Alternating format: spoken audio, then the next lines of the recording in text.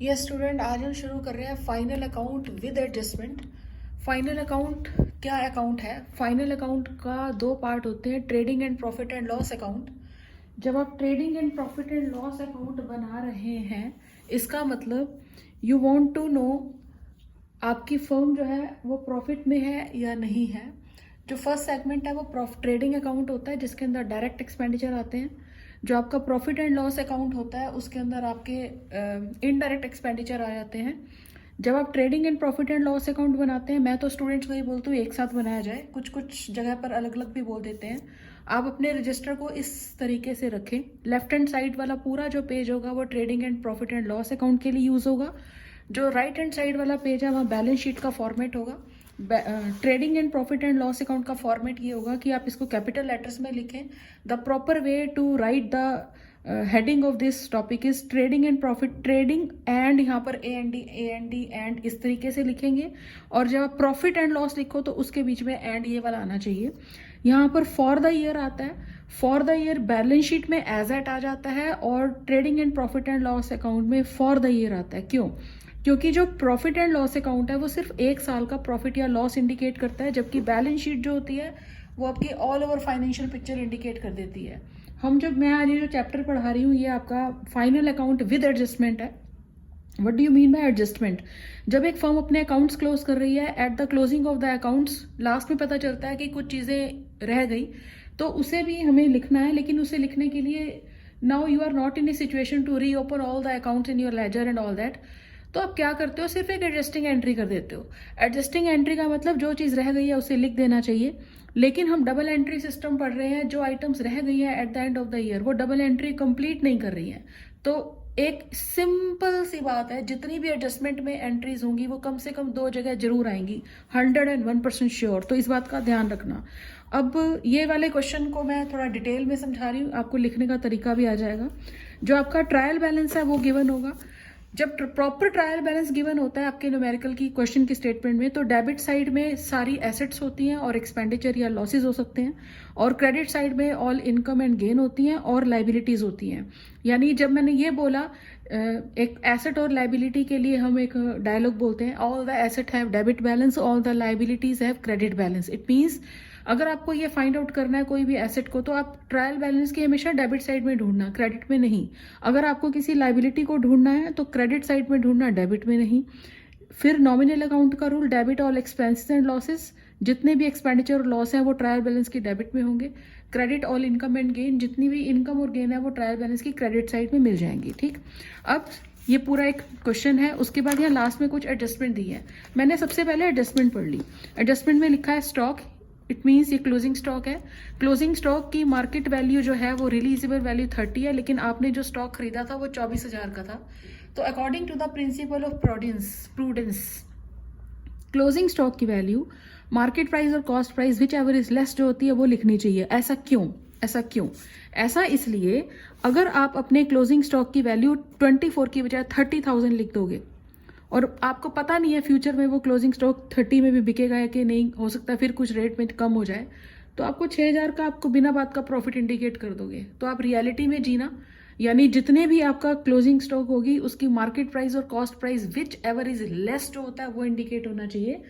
Principal of prudence ये बोलता है अकाउंट्स के अंदर कि अगर आपको इन फ्यूचर कोई प्रॉफिट होने वाला है तो उसे तब तक प्रॉफिट ना मानना जब तक वो हो ना जाए, और लॉस हो तो पहले ही मान लेना चाहिए। ये प्रिंसिपल ऑफ प्रूडेंस होता है। उसके बाद वेजेस लिख के बारे में कुछ लिखा हुआ है कि 1 मंथ की वेजेस आउटस्टैंडिंग है। आपने क्या करना है, जहां भी आपने टॉपिक पढ़ा वेजेस से रिलेटेड एडजस्टमेंट है, मैंने वेजेस के आगे एक डॉट लगा दिया ताकि जब मैं न्यूमेरिकल करूं मुझे ये पता रहे कि किस किस टॉपिक से रिलेटेड एडजस्टमेंट है। सैलरी आउटस्टैंडिंग 2500, यहाँ पर कुछ सैलरी आउटस्टैंडिंग है, मैंने वहां डॉट लगा दिया। उसके बाद है प्री पेड इंश्योरेंस 300, यहाँ इंश्योरेंस का अमाउंट गिवन है, मैंने वहां डॉट लगा दिया ताकि कुछ मिस्टेक ना हो जाए। उसके बाद डेप्रिसिएशन है प्लांट एंड मशीनरी और फर्नीचर के ऊपर, प्लांट एंड मशीनरी और फर्नीचर के ऊपर मैंने एक डॉट लगा दिया। अब क्वेश्चन करना कैसे है, आराम से रिलैक्स होकर देखना। बहुत अच्छा तरीका यह है कि आप दोनों साइड यानी P&L, ट्रेडिंग एंड P&L और बैलेंस शीट में जो जो आइटम जहां आ रही है उसको वहां बिठाते जाना। जैसे इस क्वेश्चन के अंदर जो फर्स्ट आइटम है वो ओपनिंग स्टॉक है 20,000 का। ओपनिंग स्टॉक ट्रेडिंग अकाउंट की आइटम है ट्रेडिंग, इसका first segment is understood trading account. मैंने यहाँ लिखा to opening stock. Opening stock आपका कितना है 20,000, मैंने यहाँ 20,000 लिख दिया। उसके बाद नेक्स्ट आइटम जो आ रही है ये आ रही है परचेजेस 80,000। यहाँ मैंने लिखा परचेजेस। परचेजेस खर्चा होता है, एक्सपेंडिचर होता है, इसलिए वो ट्रेडिंग अकाउंट की डेबिट साइड में आएगा। मैंने अंदर की साइड इसलिए लिख दिया है क्योंकि नॉर्मली परचेजेस रिटर्न भी होती है, अगर नहीं होगी तो मैं वापस इसे यहाँ लिख दूंगी। ठीक, मेरा पढ़ने का और समझाने का तरीका अच्छा वाला सबसे सही में यही होता है अकाउंट्स का, कि आप जो जो आइटम आ रही है उसको लिखते जाओ, बाद में सिर्फ फटाक से जो एडजस्टमेंट दी होंगी वो लिखनी होती है, और इससे कभी भी क्वेश्चन गलत ही नहीं होता। अगर आप पहले, कोई बच्चा ये सोचे कि पहले मैं trading and profit and loss account बना लेता हूँ, बाद में मैं बैलेंस शीट बनाऊंगा, तो क्वेश्चन खराब हो जाता है। तो उसके बाद लिखा हुआ है सेल्स रिटर्न। देखो मैं अभी सिर्फ ट्रायल बैलेंस की डेबिट साइड कंप्लीट कर रही हूँ। सेल्स रिटर्न है, मुझे मालूम है सेल में से सेल्स रिटर्न माइनस होता है। जब हम ट्रेडिंग अकाउंट बनाते हैं उसके यहाँ पर सबसे फर्स्ट जो आइटम आती है वो सेल, ये तो आएगी ना 101%। सेल नहीं होगी तो खर्चे कहाँ से पूरे करोगे। तो सेल मैंने लिख दिया, मुझे अभी इसका अमाउंट पता नहीं है, लेकिन सेल्स रिटर्न मुझे डेबिट में दिखाई देगी। मैंने यहाँ लिख दिया लेस सेल्स रिटर्न, और सेल्स रिटर्न को दूसरे शब्दों में आप रिटर्न इनवर्ड्स भी बोल सकते हो। सेल्स रिटर्न इसके अंदर 6,000 है, मैंने यहाँ अमाउंट अंदर की साइड लिखा 6,000 और एक लाइन लगा दी। जो इस कॉलम में अमाउंट आता है वो फाइनल अमाउंट होता है जिसे हमें कैलकुलेट करना है। उसके बाद मेरी यहाँ पर एक आइटम है कैरेज इनवर्ड और एक है कैरेज आउटवर्ड्स। जो कैरेज इनवर्ड गिवन होता है वो आपकी ट्रेडिंग अकाउंट की आइटम होती है, उसे कैरेज ऑन परचेजेस भी बोल सकते हैं। मैंने यहाँ लिखा to carriage inwards. Carriage inward इसके अंदर अमाउंट है 3600। फिर नेक्स्ट आइटम है कैरेज आउटवर्ड्स। अब मुझे पता है कि कैरेज आउटवर्ड का दूसरा नाम कैरेज ऑन पर सेल होता है, यानी माल जब बन जाएगा उसको बेचने से रिलेटेड एक्सपेंडिचर है, वो प्रॉफिट एंड लॉस अकाउंट में आना चाहिए। ये मुझे तो खैर अपने एक्सपीरियंस से मालूम हो गया कि जो फर्स्ट सेगमेंट है वो ट्रेडिंग है। ट्रेडिंग अकाउंट के अंदर थोड़ी आइटम कम आती है, P&L के अंदर ज्यादा आती है। तो मैंने ये थोड़ा सा स्पेस छोड़ दिया और मैंने यहाँ लिख दिया, ये यहाँ से मेरा सेगमेंट शुरू हो रहा है प्रॉफिट एंड लॉस अकाउंट का। To carriage on sales. Carriage on sale जो है वो आपकी है कैरेज आउटवर्ड या कैरेज ऑन सेल, ये आपका है 800। आउटवर्ड भी लिख सकते हो इसे। उसके बाद नेक्स्ट आइटम इसके अंदर आ रही है वेजेस।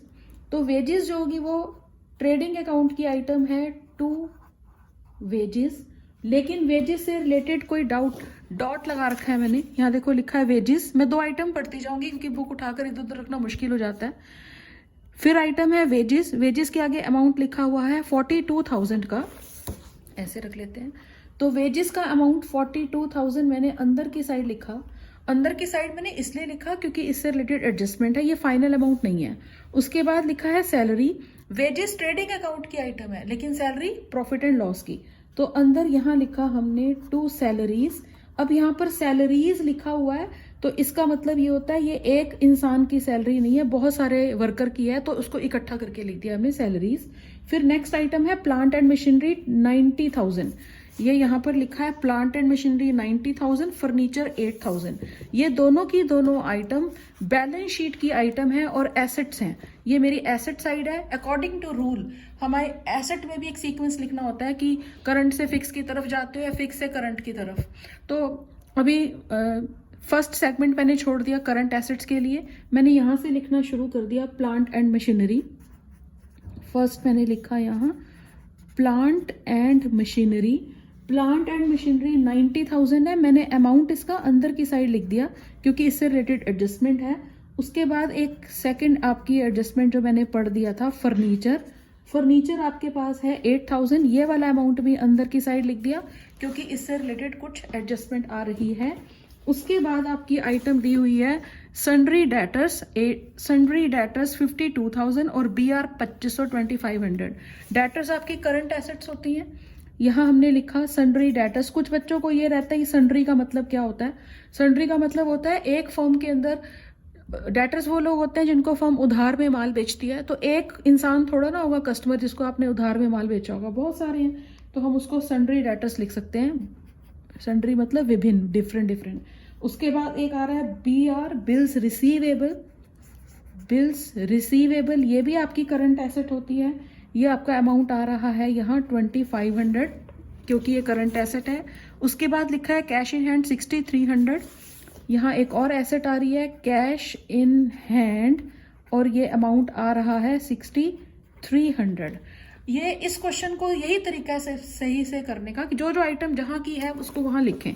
उसके बाद आपकी आइटम आ रही है ट्रैवलिंग एक्सपेंडिचर 3700, और कोई भी इसके आगे डॉट नहीं लगा हुआ। ट्रैवलिंग एक्सपेंडिचर इनडायरेक्ट एक्सपेंडिचर है, प्रॉफिट एंड लॉस अकाउंट की आइटम है। तो हमने यहाँ लिखा टू ट्रैवलिंग एक्सपेंडिचर 6300। नेक्स्ट इसके अंदर लिखा है लाइटिंग, और ब्रैकेट में लिखा है फैक्ट्री। ये देखिए यहाँ लिखा हुआ है लाइटिंग और ब्रैकेट में लिखा है फैक्ट्री 1400, यानी जो ये बिजली चल रही है, लाइट चल रही है, इलेक्ट्रिसिटी यूज हो रही है, ये फैक्ट्री का खर्चा है, तो ट्रेडिंग में आएगा। अगर कुछ भी नहीं लिखा होता तो हम एज्यूम कर लेते इनडायरेक्ट है, और कहाँ आता P&L में। अगर ऑफिस लिखा हुआ होता तब भी कहाँ आता, प्रॉफिट एंड लॉस अकाउंट में। अब यहाँ पर हम लिख रहे हैं टू लाइटिंग, और लाइटिंग का एक्सपेंडिचर है 1400। नेक्स्ट आपकी आइटम है इसके अंदर रेंट एंड टैक्सेस, ये इनडायरेक्ट एक्सपेंडिचर है, प्रॉफिट एंड लॉस में आएगा। टू रेंट एंड टैक्सेस, ये आपका अमाउंट आ रहा है 7200। नेक्स्ट आपकी आइटम है जर्नल एक्सपेंडिचर, ये भी प्रॉफिट एंड लॉस अकाउंट की आइटम है। To general expenditure 10,500। नेक्स्ट आपकी आइटम है इंश्योरेंस, इसके आगे देखो मैंने डॉट लगा दिया, तो इससे रिलेटेड कुछ एडजस्टमेंट है। टू इंश्योरेंस, और यहाँ अमाउंट आ रहा है 1500। जिस भी टॉपिक से रिलेटेड एडजस्टमेंट होगी आप उसको इस कॉलम में ना लिखकर अंदर की साइड लिख दीजिए।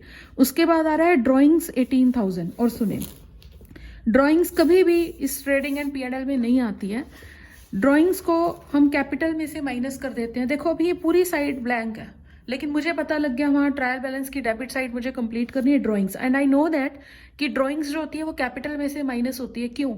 Due to the separate entity concept, अगर फर्म के मालिक ने फर्म को कैपिटल दिया है तो at the end of the year ये फर्म अपने मालिक को बोल रही है कि मैं तेरी ये कैपिटल विद प्रॉफिट होगा तो तुझे वापस कर दूंगी, कैपिटल भी और ये भी।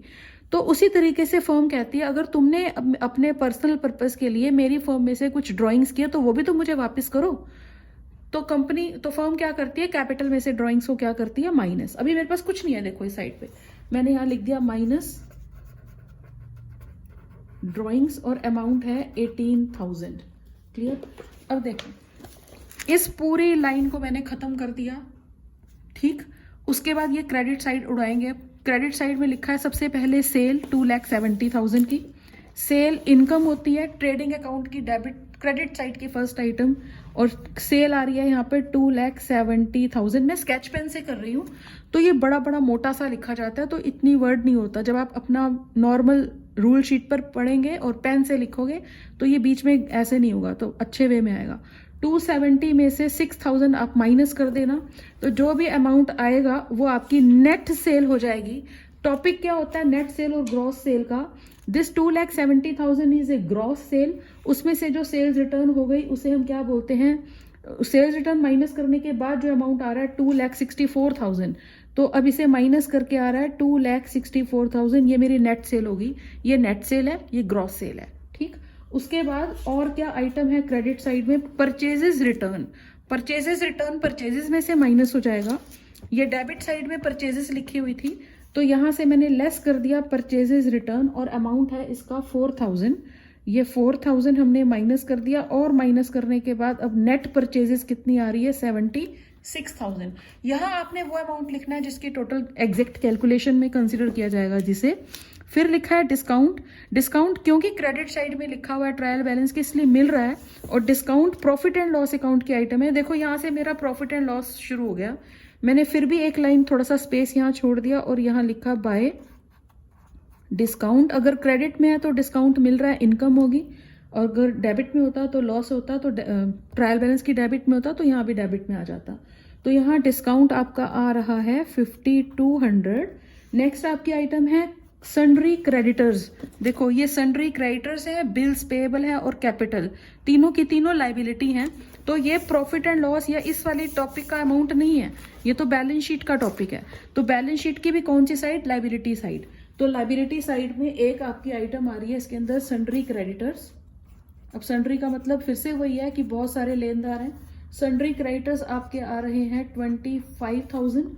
उसके बाद आ रहा है बिल्स पेएबल, बिल्स पेएबल और ये अमाउंट आ रहा है 1800। उसके बाद आ रही है कैपिटल। अब देखें यहाँ हमने लिख दिया मेन कैपिटल और कैपिटल आ रही है 75,000। अब तो क्वेश्चन एकदम से भागेगा। ये पूरा टॉपिक कुछ भी नहीं किया मैंने, सिर्फ जो चीज़ जहां पर थी उसको उसकी वही जगह बिठानी है, चाहे वो ट्रेडिंग की हो, P&L की हो या बैलेंस शीट की हो। उसके बाद हमारी सिर्फ और सिर्फ क्या रह गई है, एडजस्टमेंट। क्वेश्चन को करने में 10 से 15 मिनट लगेंगे, अभी 15 मिनट हुए हैं क्योंकि मैं आपको समझा भी रही हूँ, टाइम लग रहा है। अगर आप खुद से प्रैक्टिस करोगे तो 10 मिनट में क्वेश्चन हो जाता है। Stock on 31 March 2019 24 realisable value 30। तो 24,000 और 30,000 में से जो वैल्यू कम हो वो लिखना है। 24,000 कम वैल्यू है, ये लिखेंगे। अब मैं रेड पेन यूज कर रही हूँ, जो मैं रेड पेन यूज कर रही हूँ तो आप समझ जाना कि वो मैंने एडजस्टमेंट एंट्रीज की हैं। तो 24,000 का क्लोजिंग स्टॉक है, वो हमें एडजस्टमेंट में पता लगा, यानी आज तक उसकी रिकॉर्डिंग हुई ही नहीं। तो जितनी भी एडजस्टमेंट में आइटम होंगी वो कम से कम 2 जगह आएंगी। तो क्लोजिंग स्टॉक ट्रेडिंग अकाउंट की आइटम है, यहाँ हम लिख रहे हैं क्लोजिंग स्टॉक और वैल्यू लिख रहे हैं यहाँ पर हम 24,000 और क्लोजिंग स्टॉक यहाँ आएगा एसेट साइड में, करंट एसेट होती है। Closing stock 24,000, clear. उसके बाद आपकी आइटम नेक्स्ट आइटम है एडजस्टमेंट है, सॉरी नेक्स्ट एडजस्टमेंट है wages outstanding for March 2019 amounted to ₹3,000। ये बुक DK गोयल है, मैं बाद में डिस्क्रिप्शन में लिख दूंगी, आप देख लेना वहां पर। तो इसमें 3,000 की अभी आउटस्टैंडिंग सैलरी है, वेजेस है। इसका मतलब क्या, हम जब भी यहाँ पर अपना प्रॉफिट एंड लॉस या ट्रेडिंग अकाउंट में जो भी एक्सपेंडिचर दिखा रहे हैं वो सिर्फ 12 महीने से रिलेटेड होने चाहिए, 12 से ऊपर या नीचे नहीं। तो 3,000 की वेजेस अभी रह गई है जो भी हमने पे नहीं की, तो करनी तो है। It means when expenditure are due but not paid by you it is known as liability. तो यहाँ आपके पास वेजेस लिखा है ट्रेडिंग अकाउंट में 42,000, एक महीने की वेजेस 3,000 की रहती है। तो यहाँ आप लिख रहे हो एड आउटस्टैंडिंग वेजेस 3,000 आपने ऐड किया और टोटल एक्सपेंडिचर वेजेस का कितना हो गया 45,000। देखो अब मैंने इसे क्लोज किया, ओ सॉरी सर, और क्योंकि ये एक एक्सपेंड लाइबिलिटी भी है तो इसे यहां लिखना मत भूलना, आउटस्टैंडिंग वेजेस। आउटस्टैंडिंग वेजेस आपकी आ रही हैं 3,000। उसके बाद इस टॉपिक में और एक एक्सपेंडिचर है सैलरी आउटस्टैंडिंग 2,500, एक महीने की सैलरी भी रह गई है 2,500। Salary profit and loss account का आइटम है, ये रहा प्रॉफिट एंड लॉस अकाउंट, ये रही सैलरी अंदर की साइड। यहाँ मैंने ऐड कर दिया क्योंकि मेरा खर्चा बढ़ रहा है। आउटस्टैंडिंग सैलरी 2,500, तो टोटल सैलरी आपकी एक साल की आ रही है 30,000। और इसे यहाँ लिखना मत भूलना बैलेंस शीट में, आउटस्टैंडिंग सैलरी 2,500। उसके बाद आपकी नेक्स्ट आइटम है प्रीपेड इंश्योरेंस 300। ये अच्छा टॉपिक, मतलब सारे ही अच्छे हैं, इसे भी अच्छे से समझना। यहाँ मैंने इंश्योरेंस प्रीमियम लिखा है 1,500। अरे बाद में पता चला कि इसमें से 300 का इंश्योरेंस इस साल का है ही नहीं, तो क्या मेरा खर्चा 1,500 का है? नहीं, 1,200 का हो जाएगा। तो आप यहाँ से इसे क्या कर दोगे, लेस प्रीपेड इंश्योरेंस 300। तो आपका असली में इंश्योरेंस कितना आ रहा है 1,200, और जो 300 रुपए का इंश्योरेंस प्रीपेड है वो आपकी करंट एसेट है। प्रीपेड इंश्योरेंस अमाउंट आएगा आपका 300। प्रीपेड का मतलब होता है पेड इन एडवांस, आपने पहले से ही पैसे दे दिए, पैसे वापस नहीं मिलेंगे लेकिन नेक्स्ट टाइम वो एडजस्ट हो जाएंगे, इसलिए वो करंट एसेट है, यहाँ आएगा। फिर आपकी नेक्स्ट एडजस्टमेंट है provide depreciation. Plant and machinery के ऊपर 5% का डेप्रिसिएशन है, फर्नीचर के ऊपर 20% का डेप्रिसिएशन है। अब मैं बुक को साइड में रख देती हूँ। आपकी बैलेंस शीट के नीचे यहाँ जगह खाली होगी, यहाँ आप अपना रफ वर्क भी कर सकते हैं। प्लांट एंड मशीनरी 90,000 की थी। इस प्लांट एंड मशीनरी के ऊपर डेप्रिसिएशन 5% है, तो पूरे 1 साल का ही लगाना है, कुछ मेंशन नहीं है डेट वेट, इसलिए तो 90,000 का 5% आपके पास आएगा 4500। क्योंकि आइटम एडजस्टमेंट में है तो दो जगह आप कभी भी देखो, मैं यहाँ लिख सकती थी पहले, लेकिन मैं हमेशा पहले उसकी एंट्री यहाँ इस साइड वाले पेज पे करती हूँ। तो डेप्रिसिएशन भी प्रॉफिट एंड लॉस अकाउंट की आइटम है, मैंने यहाँ लिख दिया टू डेप्रिसिएशन, एक साथ ही लिख देंगे इसलिए। प्लांट एंड मशीनरी का डेप्रिसिएशन है 4500, ठीक है, और ये depreciation asset plant and machinery में से भी माइनस होना चाहिए, लेस डेप्रिसिएशन 4500। तो अब आपकी मशीन की वैल्यू 1 साल के बाद कितने की रह गई? 85,500 की। फर्नीचर 8,000 का है, इसके ऊपर भी 20% का डेप्रिसिएशन है, तो 8,000 का 20% कितना होगा? 1600। तो 1600 भी दो जगह आएगा, एक यहाँ मैंने फिर से लिखा फर्नीचर का डेप्रिसिएशन 1600, अब इसको टोटल कर देना, टोटल डेप्रिसिएशन 6100, और ये डेप्रिसिएशन फर्नीचर में से भी क्या हो जाएगा? माइनस 1600, और फर्नीचर की एग्जैक्ट वैल्यू 1 साल के बाद आ रही है 6400। खत्म क्वेश्चन। अब खत्म, क्लोजिंग करनी रह गई सिर्फ। तो सबसे पहले इस साइड की क्लोज करें। 2,64,000 प्लस 24, ये इस साइड का टोटल आ रहा है 2,88,000। आप इसको यहाँ लिखें, यहाँ लिखें 2,88,000, ठीक।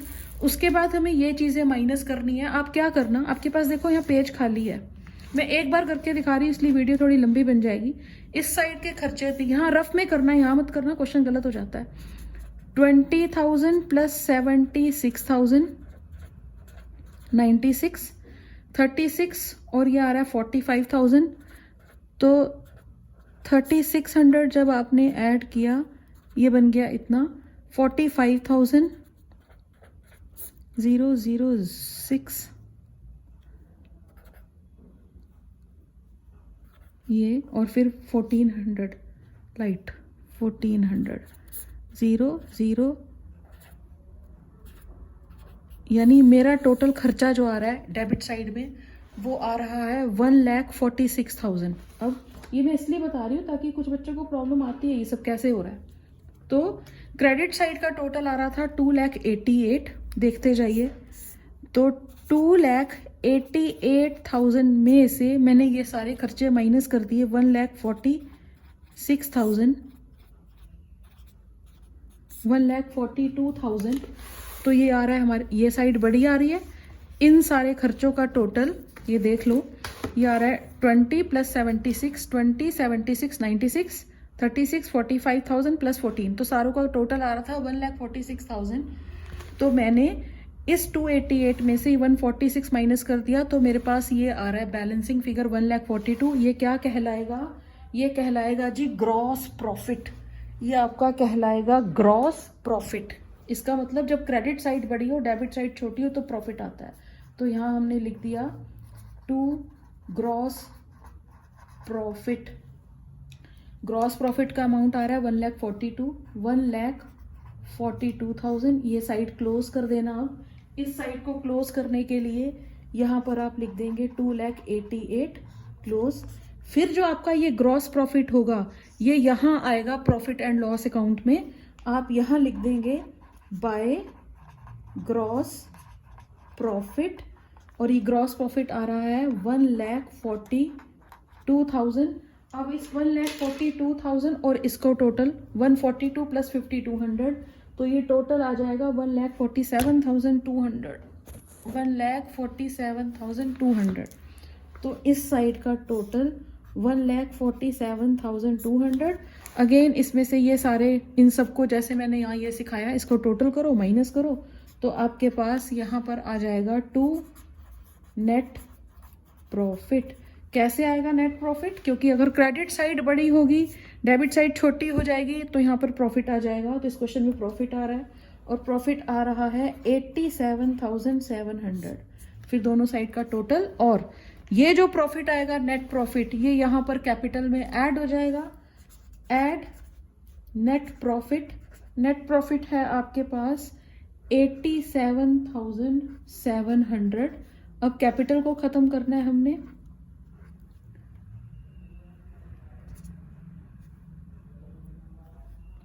ये आ रहा है 1,62,700। इसमें से ये 18,000 की ड्राइंग्स माइनस कर देना, तो अब आपकी क्लोजिंग कैपिटल आ रही है 1,44,700। उसमें ये सब टोटल करो तो इस साइड का जो टोटल आ रहा है वो आ रहा है 1,77,000 और इस साइड का भी टोटल आ रहा है 1,77,000। अगर दोनों साइड के टोटल इक्वल नहीं आएंगे तो क्वेश्चन कहीं ना कहीं गलत है। तो ऑल द बेस्ट, यहाँ इसकी प्रैक्टिस करें अच्छे से। जो मैं बुक यूज़ कर रही हूँ ये DK गोयल बुक है। डिस्क्रिप्शन में भी क्वेश्चन नंबर वगैरह सब डाल दूंगी, तो आप वहाँ से इस क्वेश्चन की जो कंटेंट है वो देख सकते हो। Thank you so much.